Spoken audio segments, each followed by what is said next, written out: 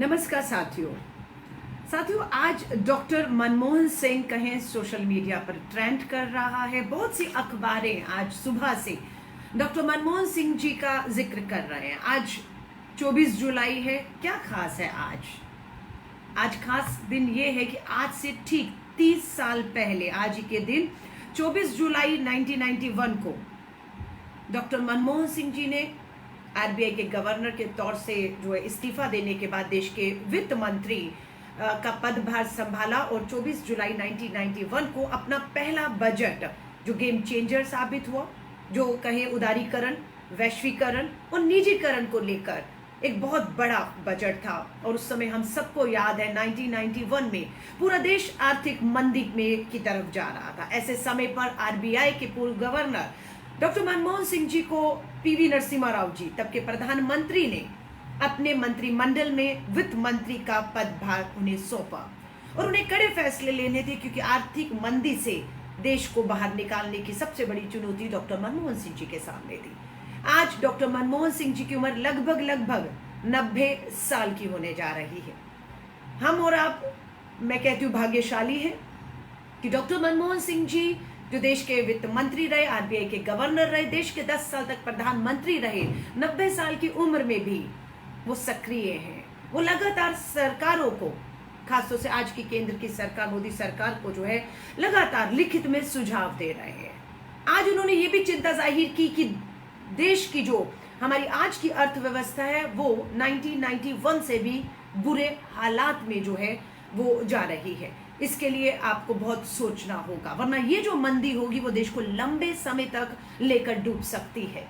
मैं उम्मीद करती हूँ कि केंद्र की मोदी सरकार, केंद्र की भाजपा सरकार डॉक्टर मनमोहन सिंह जी के इन सुझावों को गंभीरता से लेगी। नहीं तो उन्होंने, आपको याद होगा 2016 में जब देश में नोटबंदी थोपी गई थी, तब डॉक्टर मनमोहन सिंह जी ने कह दिया था, तभी ये फैसला बहुत जल्दबाजी में बिना तैयारी के लिया गया है और इससे देश की अर्थव्यवस्था, देश की विकास दर में कोई लाभ नहीं होगा।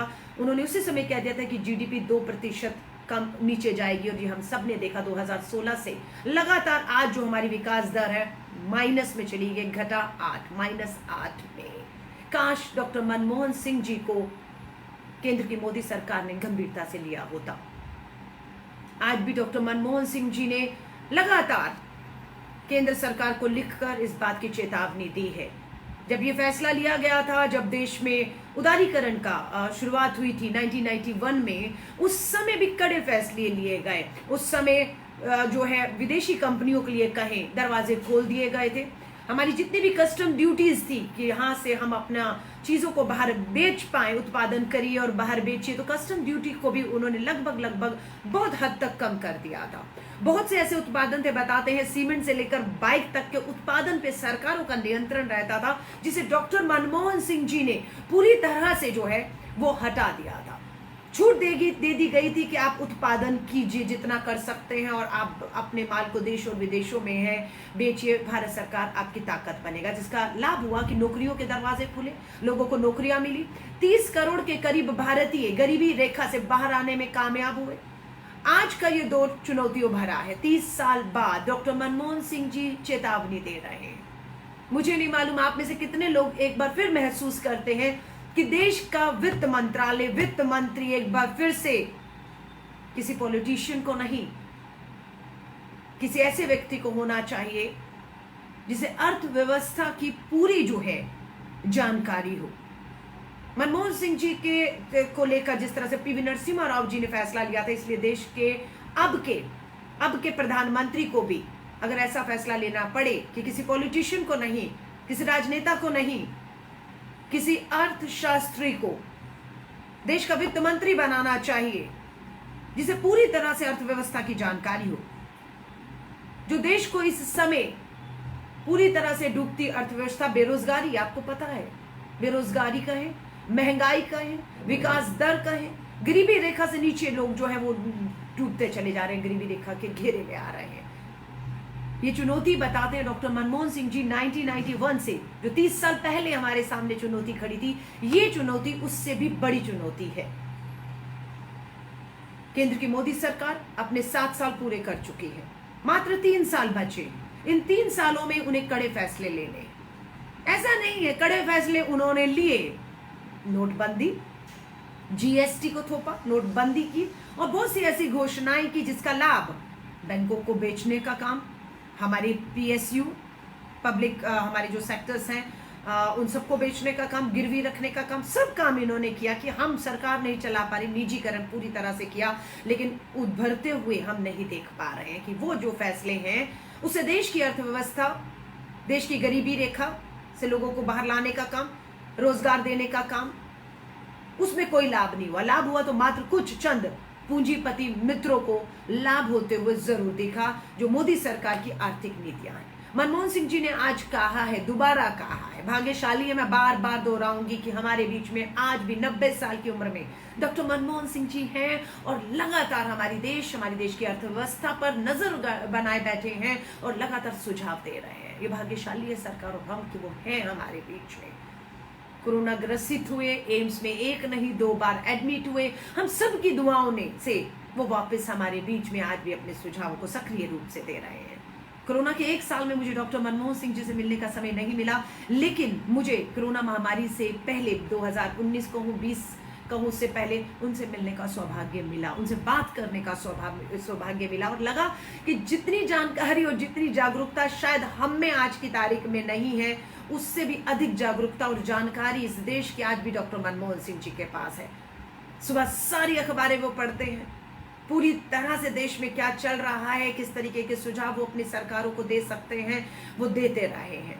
उन्होंने ये भी बताया था कि डॉक्टर, उस समय हमारी जो वित्त मंत्री है निर्मला सीतारमन जी भी उनसे मिलने गई और जब वो उनसे मिलने गई उसके कुछ दिन के बाद मैं भी डॉक्टर मनमोहन सिंह जी को मिलने गई और डॉक्टर मनमोहन सिंह जी को मैंने कहा, देश की वित्त मंत्री आपसे मिलने आई थी, बहुत बड़ी बात है और उम्मीद करते हैं आपने उन्हें जरूर ऐसे कुछ सुझाव दिए होंगे जो देश की डूबती अर्थव्यवस्था को बाहर जो है उभरने में मदद कर सके।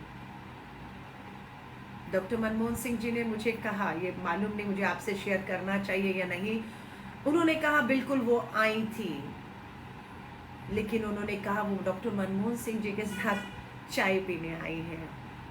चाय पीने के बाद डॉक्टर मनमोहन सिंह जी का बड़प्पन है, बड़ा या छोटा नहीं देखते हैं, पद नहीं देखते हैं, उन्हें बाहर तक गेट तक छोड़ने आते हैं। ये बहुत बार मेरे साथ भी हुआ, मेरी जब मीटिंगें डॉक्टर मनमोहन सिंह जी के साथ खत्म होती थी तो वो चलकर बाहर तक आते थे और मुझे बहुत अच्छा नहीं लगता, तो मैं उनको कहती थी, ये मेरे साथ ही नहीं हर एक के साथ करते हैं, वो उन्हें दरवाजे तक छोड़ने आते हैं। तो इसी तरह जब निर्मला सीतारमन जी मिलने गई तो उन्होंने कहा मैं आपके साथ चाय पीने आई हूँ, उन्होंने चाय पी और उसके बाद उन्हें वो दरवाजे तक छोड़ने आए और उन्होंने एक फोटो के लिए, जिस तरह से हमें एक रहता है कि डॉक्टर मनमोहन सिंह जी के साथ एक तस्वीर होना, एक यादगार पल लोगों कैद करने चाहते हैं, उसी तरह निर्मला सीतारमन जी ने भी चाय के बाद एक फोटो की इच्छा जाहिर की और मनमोहन सिंह जी ने वो इच्छा पूरी की। तो बस ये 2 काम जो आम जन हम मेरे जैसे करते हैं वही काम देश की वित्त मंत्री ने भी किया, चाय पी, फोटो खिंचवाई और चल दी। बहुत बड़ा अवसर था उनके पास कि डॉक्टर मनमोहन सिंह जी के साथ बैठ के देश की अर्थव्यवस्था, देश की आर्थिक नीति, उनसे सुझाव, उनका मार्गदर्शन लेती, लेकिन बस वो ये करके चली गई। तो आप सभी से कहूंगी, देश के पूर्व वित्त मंत्री कहूँ, आरबीआई गवर्नर कहूँ, 10 साल देश के प्रधानमंत्री 2004 से 14 तक डॉक्टर मनमोहन सिंह जी ने सारी अखबारें हिंदी, अंग्रेजी की, दैनिक भास्कर तक आप उठाएंगे, नाम ले रही हूँ खास वजह से उठाएंगे तो आपको डॉक्टर मनमोहन सिंह जी की चिंताएं, उनके सुझाव, किस तरीके से सरकार को, मोदी सरकार को अपनी प्राथमिकताएं तय करनी है, वो सब खुले सब बताया, बिना पूछे बताया, क्योंकि डॉक्टर मोदी सरकार को इतना कहीं अहंकार है, घमंड है, उन्हें लगता है कि नहीं उनको अब किसी के भी जो है सुझावों की कोई ज़रूरत नहीं है, इसलिए वो नहीं पूछते कभी भी। लेकिन डॉक्टर मनमोहन सिंह जी ने अपना फर्ज, अपना धर्म समझते हुए वो सुझाव एक बार फिर से मीडिया के माध्यम से केंद्र की मोदी सरकार को दिया। उम्मीद करते हैं कि राजनीति से ऊपर उठकर डॉक्टर मनमोहन सिंह जी के जो सुझाव हैं, जो चेतावनियाँ हैं, उन्हें गंभीरता से लेंगे और अगर समय मिले, मोदी जी आपको नहीं, प्रधानमंत्री जी हैं, आप बहुत व्यस्त हैं, 18 घंटे काम करते हैं, देश के वित्त मंत्री को ही भेज दीजिएगा, अगर आपको लगे कि नहीं, डॉक्टर मनमोहन सिंह जी के साथ बैठकर देश की अर्थव्यवस्था को किस तरीके से बाहर लाया जाए, किस तरह से नीतियां बने, क्योंकि 1991 का सबसे मुश्किल दौर से जब देश गुजर रहा था तो आर्थिक नीति मैं कहूँ एक गेम चेंजर का काम। और आज भी अखबारें यहाँ तक लिख रही हैं कि डॉक्टर मनमोहन सिंह जी ने जब 24 जुलाई को अपना पहला वित्त मंत्री के तौर पर बजट पेश किया तो शब्द गिने गए थे 18,650 शब्दों में 24 जुलाई 1991 में मनमोहन सिंह जी ने अपना पूरा बजट पढ़ा था। यानी कि आज भी 30 साल बाद भी देश के वित्त मंत्री के तौर पर डॉक्टर मनमोहन सिंह जी के भाषण को ही नहीं पढ़ा गया, उनके द्वारा एक एक शब्द को गिना भी गया और बताया गया कि 18,650 आज तक का सबसे बड़ा, सबसे लंबा बजट बहुत चर्चा के साथ, जानकारी के साथ पेश किया गया था। आज तक का सबसे बड़ा। क्यों अहमियत दी जा रही है आज भी 1991 के 30 साल बाद भी डॉक्टर मनमोहन सिंह जी के आज ही के दिन 24 जुलाई के दिन पेश किए गए इस बजट को? क्यों मनमोहन सिंह जी को आज का दिन भी लगा कि नहीं, मुझे देश हित में अपने सुझावों को मीडिया हो, सोशल मीडिया हो, आर्टिकल हो, पत्र लिखकर देने हैं, और उन्होंने दिए भी।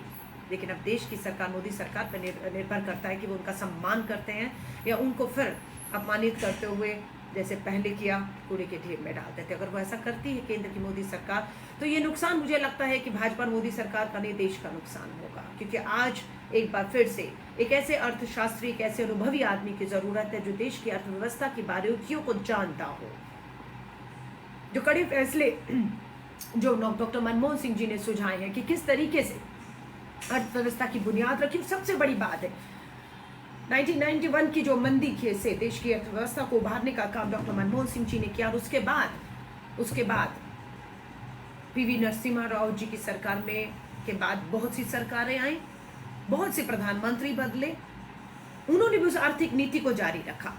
उसके बाद अटल बिहारी वाजपेयी जी की सरकार आई, उन्होंने भी डॉक्टर मनमोहन सिंह जी की इन आर्थिक सुधारों को, नीतियों को बदला नहीं, उसे जारी रखा। लेकिन उसके बाद फिर मनमोहन सिंह जी प्रधानमंत्री बनकर आए तो उन्होंने और ताकत दी और हमारी अर्थव्यवस्था, कहते हैं फास्टेस्ट ग्रोइंग इकोनॉमी यानी कि सबसे तेजी से बढ़ने वाली अर्थव्यवस्था विश्व की बन गई। लेकिन पिछले 7 सालों से जितनी तेजी से हमने पिछले 30 सालों में तरक्की की थी, लगभग पिछले अगर 5-7 सालों से देखें, उतनी ही तेजी से हम वापस मंदी की तरफ गए हैं। एक बार फिर से डॉक्टर मनमोहन सिंह जी ने कहा है, इसे गंभीरता से लीजिए, अपनी प्राथमिकताओं को तय करिए। और जितने भी अर्थशास्त्री हैं, नोबेल पुरस्कार विजेता हैं, विश्व ने उन्हें पहचाना है, उन्हें हल्के में मत लीजिए। अगर उनका एक आपको समूह भी बनाकर उन सबको बैठाकर देश की अर्थव्यवस्था के बारे में चिंतन करने के लिए कमेटी बनानी पड़े तो देश के प्रधानमंत्री जी को करना चाहिए। लेकिन देश के प्रधानमंत्री जी अपने मात्र पूंजीपति मित्रों के यहाँ से कृषि कानून हो, नोटबंदी हो, जीएसटी हो, जब जो भी सुधार आप कहें, बैंकों को लेकर निजीकरण करना है, बेचना है ना, वो सब चीजें चंद पूंजीपति मित्रों के यहाँ बैठकर तय हो रही है। उसी का नतीजा है कि देश को आप इस तरीके से मंदी की ओर, बेरोजगारी की ओर, महंगाई की ओर, गिरती अर्थव्यवस्था, विकास दर की ओर जाते हुए देख रहे हैं। हम दुआ करते हैं, धन्यवाद करते हैं डॉक्टर मनमोहन सिंह जी का। डॉक्टर मनमोहन सिंह जी की लंबी आयु की हम सब दुआ करते हैं। भाग्यशाली हैं, वो हमारे बीच में हैं और इस तरह के सुझाव सरकार को दे रहे हैं और उम्मीद करते हैं सरकार देश हित में राजनीति से ऊपर उठ के डॉक्टर मनमोहन सिंह जी के इन सुझावों को लागू करेगी, जिसका लाभ देश के एक जन को हो सके। मेरी शुभकामनाएं। वीडियो सही लगे आपकी चर्चा तो ज़रूर शेयर करिएगा। धन्यवाद।